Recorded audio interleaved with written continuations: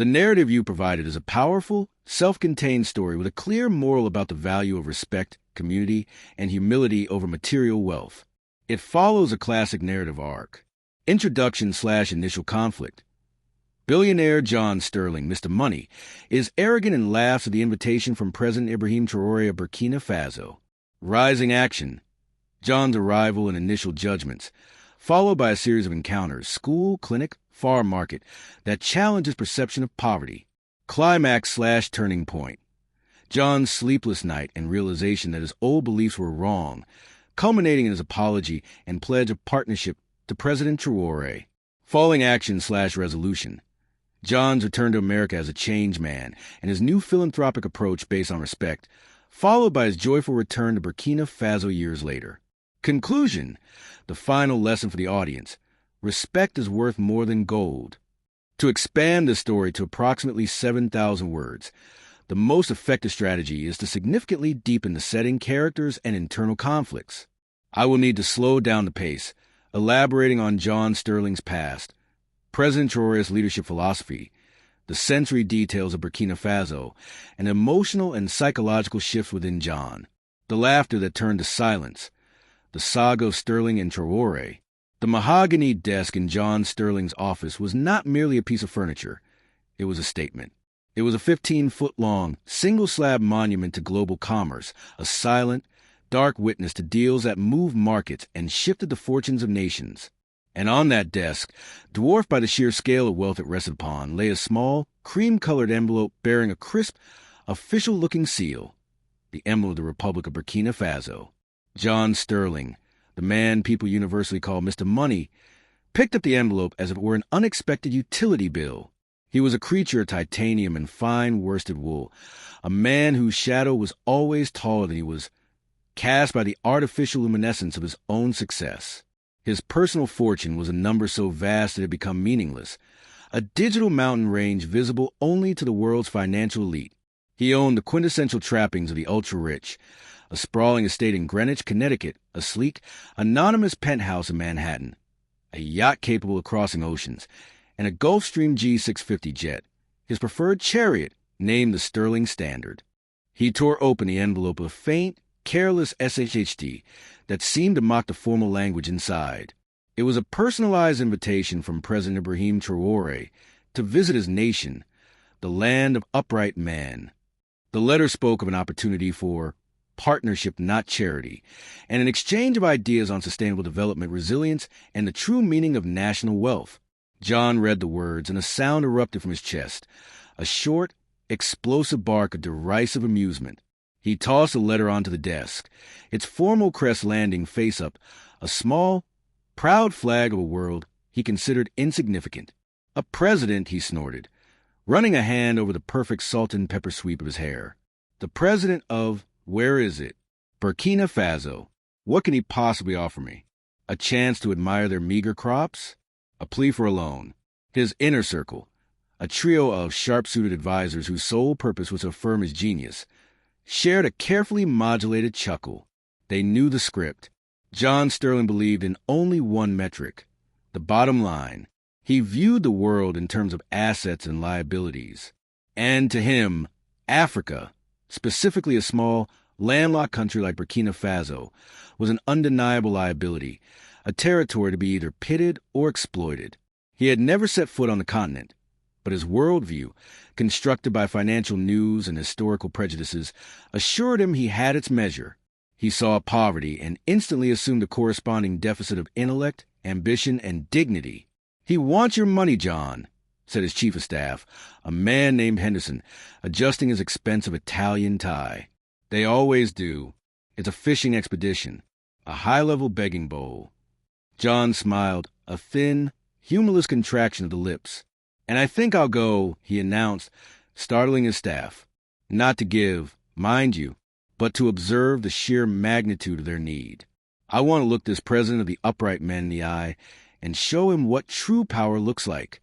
I want to see the gratitude on their faces when I, the great Mr. Money, condescend to visit their dirt-poor nation." His decision was not about philanthropy. It was about the confirmation of his own perceived superiority. It was the ultimate vanity trip. The arrival, a clash of worlds and values. The sleek, silver profile of the Sterling Standard looked like a predator that had accidentally landed among doves when it settled onto the tarmac of Ouagadougou International Airport. The air conditioning of the jet hummed, a final, defiant shield against the African heat. As the door hissed open, John Sterling, encased in bespoke silk and wool suit, stepped out. The contrast was immediate and jarring. Instead of the expected solemnity and supplicating silence, he was met by a vibrant, pulsating wave of sound and color. Children, dressed in their finest, most colorful clothes, were waving small flags, their faces split by ecstatic, unpracticed smiles. A local band, a riot of drums, balafons, and stringed instruments, laid down a complex, joyful rhythm that vibrated in John's chest. The sight was overwhelming, but to John, it was merely an anthropological curiosity. He registered the worn condition of the airport buildings, the patina of dust on the old official cars, and the simple, earnest beauty of the citizens' attire. Poor, he thought, instinctively recoiling from the warmth and volume of the welcome. They've clearly spent their entire budget on this welcome show for me. They need me. Then he saw the man at the center of the welcoming committee, President Ibrahim Traoré. He was younger than John had anticipated, dressed not in the customary starched European suit, but in a simple, well-made Faso Dan Fani, the locally woven cotton cloth, that was both formal and distinctly Burkinabe. The president's posture was straight, his gaze direct and unblinking. There was a strength in him that had nothing to do with bank accounts or military might. It was a quiet, internal force. "Welcome to Burkina Faso, Mr. Sterling," the president said, extending a hand. His handshake was not the aggressive power clench John was used to, but a firm, warm, two-handed clasp, a traditional sign of genuine respect. Here, we value respect and dignity above all else. John managed a plastic smile. "Thank you, Mr. President. It's rustic. I trust my accommodation is adequate." He meant the question as a subtle jab, a reminder of his elevated status. President Traoré didn't flinch. "You will be staying in our best guest house. It may not have gold taps, but it has the gold of the Burkinabe spirit. We have prepared an itinerary that shows you not our problems, but our solutions." John didn't hear the last part. He was already thinking about his private chef's dietary recommendations he'd fax ahead, and whether the local electricity grid could handle his satellite uplink equipment. Respect is fine, he mentally scoffed, but money, Mr. President, is better. Money buys security and comfort.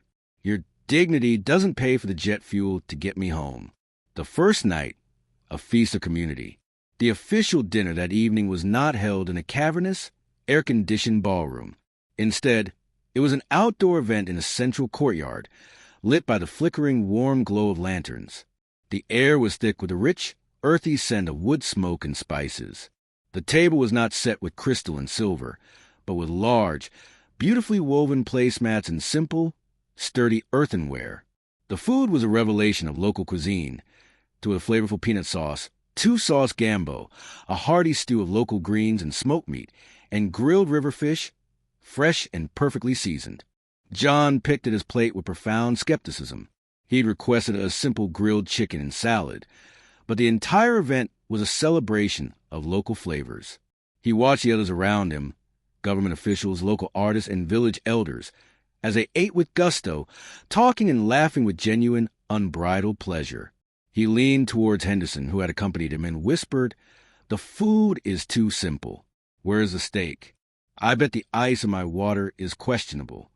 But what truly mystified him was a happiness. It was a pervasive, almost physical presence. He saw a man share a joke that brought tears of laughter to his neighbor's eyes. He watched the president tap his foot in time to the drumming, speaking easily with an elderly woman who was clearly a revered figure in her community. "They are poor," John's inner voice insisted. "They have so little. Their cars are old. Their clothes are simple. Why are they this happy? If they had my money, they could be truly happy. They could have better food, better houses, better everything." He could not reconcile the apparent scarcity with the abundance of joy. He assumed their happiness was either a performance of the wealthy visitor or a sign of their low standards. President Traoré, ever observant, noticed the billionaire's reserved posture and untouched food, but he chose not to comment. Instead, he raised his voice slightly and began to speak, not to John, but to everyone gathered. "The wealth of a nation," the president began, his voice clear and resonant, "is not measured by the gold in its vaults. It is measured by the strength of its ties. When the sun is hot, does the tall tree scoff the grass? No, they both drink from the same earth. Here, Mr. Sterling, we teach our children that a single finger cannot wash a face. We live by one for all and all for one. That is our gold. That is our power." John listened, but his mind was already back in New York, running a complex mental spreadsheet on his latest acquisition. He found the president's words quaint, perhaps poetic, but ultimately irrelevant to the serious business of the world. Nice speech, he thought, but it doesn't build a refinery. The morning revelation, an infrastructure of hope. John woke before dawn, not due to jet lag, but a restless anxiety he hadn't felt since his early days hustling on Wall Street. He looked out the window of the guest house. The city of Ouagadougou was stirring. The spectacle was not one of gleaming skyscrapers or rush hour traffic, but of silent, purposeful industry. Women, their backs straight as spears, glided down the dusty roads, balancing baskets of goods on their heads. Men were already sweeping the market square with long palm frond brooms. Children, their school uniforms clean despite the dust, walked in groups, their conversation a cheerful murmur. They worked so hard, John mused, pulling on a crisply ironed $5,000 suit. And for what? A pittance. They are trapped in a cycle of poverty because they lack the infrastructure, the capital, the sheer scale of the American dream. President Traoré arrived to pick him up himself, driving a simple, sturdy vehicle, not a bulletproof motorcade. "Today," the president said, smiling, "I want to show you the reality of my country, not the government buildings, but the people who make this land upright." Their first stop was a local market. It was a kaleidoscope of scents, sounds, and colors. The sharp tang of hot spices, the sweet perfume of mangoes and papayas, the raucous negotiations over handmade leather sandals and dazzling bolts of cocoa done to cloth. It was chaos, but a vital, organized chaos. President Traoré bought a simple, round loaf of tapioca bread from a woman with hands calloused from work and eyes crinkled with laughter. He broke it in half and handed the larger piece to John. "Our breakfast, Mr. Sterling. The food of the people. Simple, but sustenance for a long day." Hesitantly, John took a bite. The bread was fresh, warm, and had a satisfying, dense texture. It was a momentary break in his carefully controlled diet, and he felt a primal satisfaction he hadn't experienced from any five-star brunch. For that brief moment, he was simply a man eating fresh bread, not Mr. Money, the school of barefoot scholars. Next, they visited a primary school on the edge of the city. The building was old, its plaster chipped, and the yard was mostly dirt. But inside, the air crackled with intellectual energy. John observed a class of 9 and 10-year-olds. The benches were crowded, but the students sat perfectly still, eyes glued to the teacher. When the president and John entered, they rose in unison. "Good morning, Mr. President." "Good morning, visitor." The shout was a joyous explosion of youthful hope. John, feeling suddenly conspicuous in his expensive shoes and jacket, asked a small boy whose trousers were patched with care, "Young man, why do you come to school every day?" "It is a long walk, and you have no shoes." The boy didn't look down at his bare feet. He looked John directly in the eye, his gaze clear and ambitious. "I come to school because I want to be a teacher. I want to be a teacher so I can teach my younger brother and all the children in my village. That knowledge is stronger than hunger." John was taken aback. He had expected a complaint, a request for money, or a sign of resignation. Instead, he found a statement of purpose. The children were not defeated by their circumstances. They were fueled by them. They didn't see a crumbling building. They saw a ladder to a better future, a future they intended to build for themselves, not one they expected to be handed to them. The poverty was an obstacle, not a definition. The clinic of compassion. The next stop was a village health clinic, a small concrete building far from the city. It lacked all the sophisticated diagnostic equipment John was familiar with, but it was spotless, well-organized, and busy. A young nurse was attending to a mother with a feverish baby. The nurse didn't have a cabinet full of state-of-the-art pharmaceuticals. She had basic, essential medicines, and more importantly, a boundless reserve of patience and care. John watched as she gently checked the baby's temperature, reassured the distraught mother, and provided detailed, practical advice on care and nutrition. "We don't have much medicine," the nurse explained to John, her tone matter-of-fact, not apologetic. "But we have two things, knowledge and a commitment to our community. We know our people. When a mother needs help, 10 others will bring her food, water, and rest. We are the health system, yes, but the community is the care system." President Traoré laid a hand on John's shoulder. "In your world, Mr. Sterling, you pay for your health. You buy the best doctors. Here, we earn our health through mutual responsibility.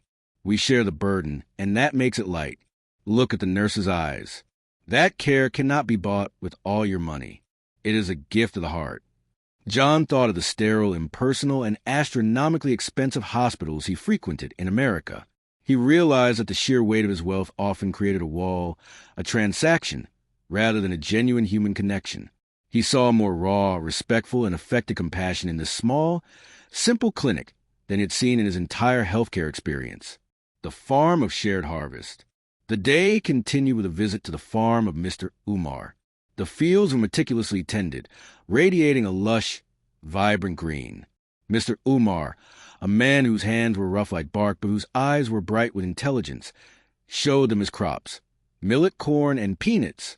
John asked, with genuine curiosity this time, "How do you achieve such a bountiful harvest with such simple tools?" "You don't have our tractors or chemical fertilizers." Mr. Umar, leaning on a simple hoe, laughed, a deep, joyful sound that came from the earth. "We have something better than tractors, Mr. Sterling. We have each other.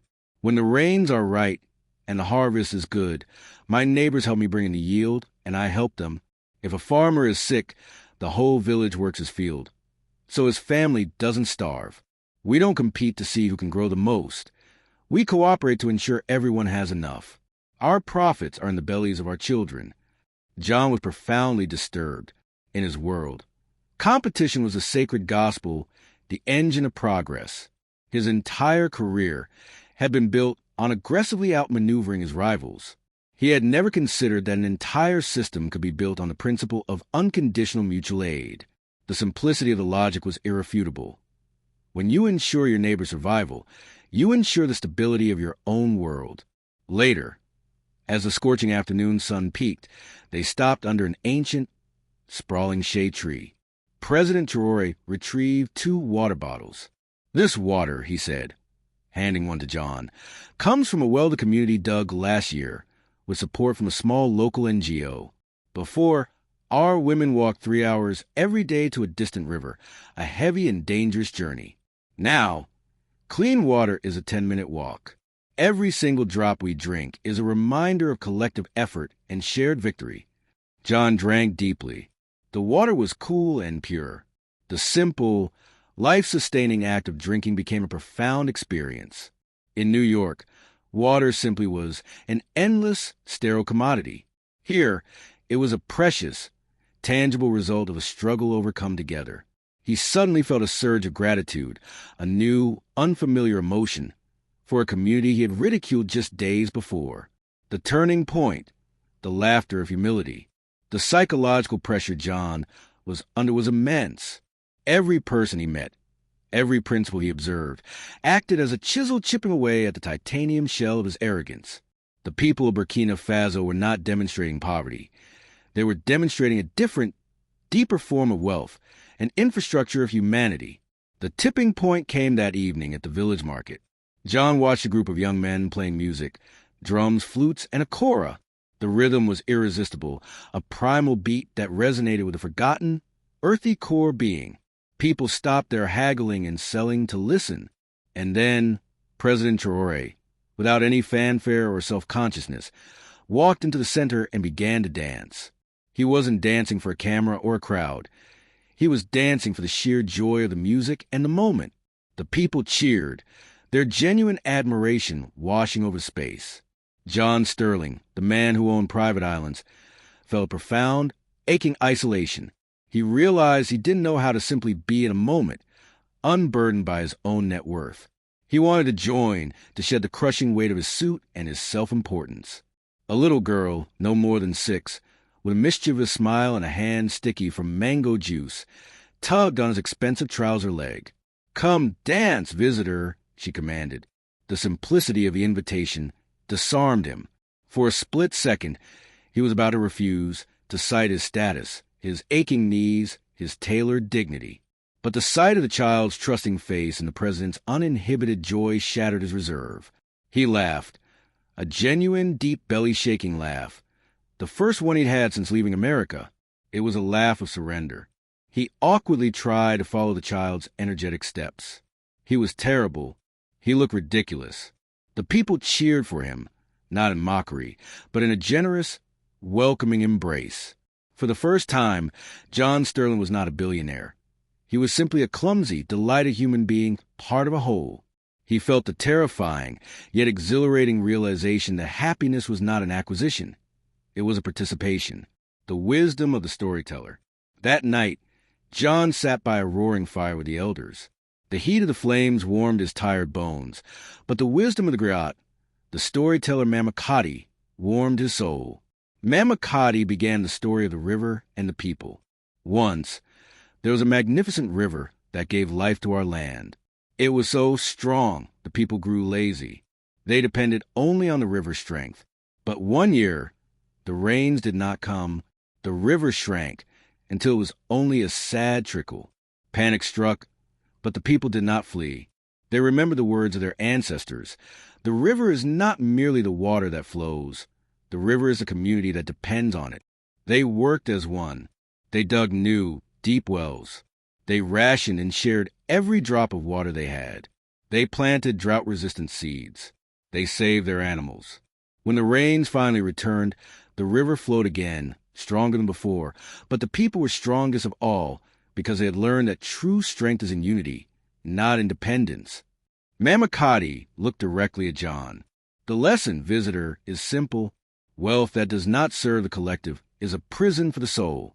The most powerful individual cannot survive a storm that the whole community can weather. John listened. The image of his 15-foot mahogany desk, the altar of his isolation, flashing in his mind. He finally understood the story's resonance with the clinic, the farm, and the school. He had been worshiping a false god, the confession and the partnership. John Sterling did not sleep that night. He paced the floor, the polish reflecting the shadows of his past arrogance. He stripped away the layers of his financial status and saw himself for the first time, a man who had confused a vast balance sheet with a rich life. He realized the most expensive item he had brought to Burkina Faso was his own condescension, and it was the one thing the people had refused to accept. He remembered laughing at President Traoré's letter. That laugh now felt like the sharp, painful crack of a whip. The next morning, he requested a private audience with the president. They met in a small, unadorned office, a room functional and modest. John, for the first time in decades, felt profoundly, truly humble. "Mr. President," John began, his voice slightly rough with emotion. He didn't offer a power clench handshake or a patronizing smile. He simply spoke the truth. "I owe you an apology, and I owe your nation my gratitude. I came here with an assumption of superiority, thinking I would dispense charity to a people I perceived as broken. I came here to look for your problems, but you showed me your solutions. Your people are not poor, sir. They are rich in spirit, rich in community, and rich in the kind of hope that money cannot manufacture." He paused, collecting his thoughts. "I laughed at your invitation. I thought you wanted my money.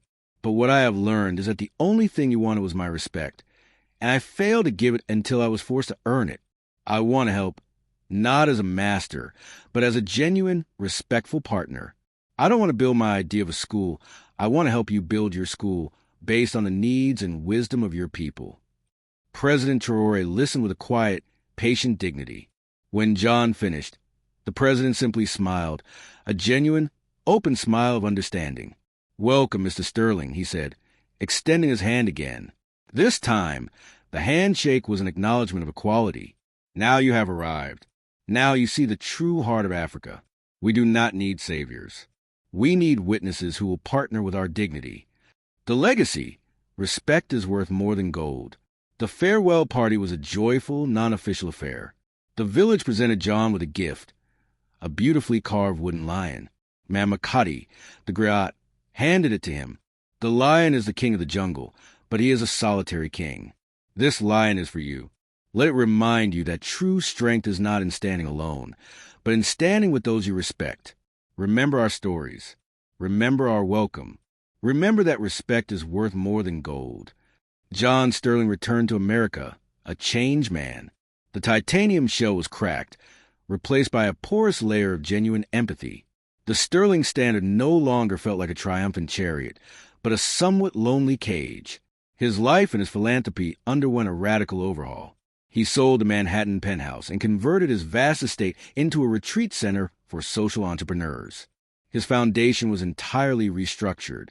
It no longer issued large transactional grants with complicated oversight, but focused on building genuine, bottom-up partnerships. He built schools, clinics, and clean water wells across Africa, but always with a crucial difference. The local leaders, the elders, the farmers, and the women's co-ops were given the decision-making power. He worked for them, not over them. He listened to their ideas on architecture, sustainability, and education, remembering the voice of the little boy who wanted to be a teacher. John's financial friends were baffled. Why the obsession with Africa, John? Why all this self-effacing work? His reply was a quiet, firm sermon. Because I learned that true wealth is not in what you own, but in how you treat others.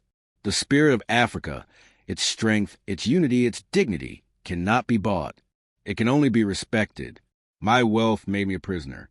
My partnership with Burkina Faso made me a free man. Years later, John Sterling returned to Burkina Faso. He arrived not on his private jet, but on a commercial flight, carrying only a single worn travel bag. He was welcomed not by a formal guard of honor, but by President Traoré, who drove him in the same simple vehicle. They drove to the village, where a crowd of familiar faces, the nurse, the farmer Mr. Umar, and the young boy, now a student teacher, greeted him.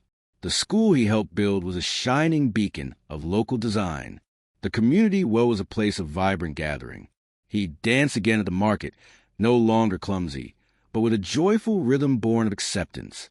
He ate the two with gusto, savoring the richness of the community, not the complexity of the ingredients. He was no longer Mr. Money. He was simply John. The story of the arrogant billionaire and the humble president spread far beyond the borders of Burkina Faso. It became a modern parable, a testament to the powerful alchemy that occurs when arrogance meets genuine dignity. It is a lesson for every soul that conflates a high bank balance with high value. So, whenever you see someone mock what they do not understand, whenever you're tempted to measure a person or a place by what they lack, remember the man who was rich in gold but poor in heart, and the nation that was rich in spirit but poor in coin. Remember the laughter that turned to silence, and the silence that grew into wisdom. Remember the words of the Griot: respect is worth more than gold.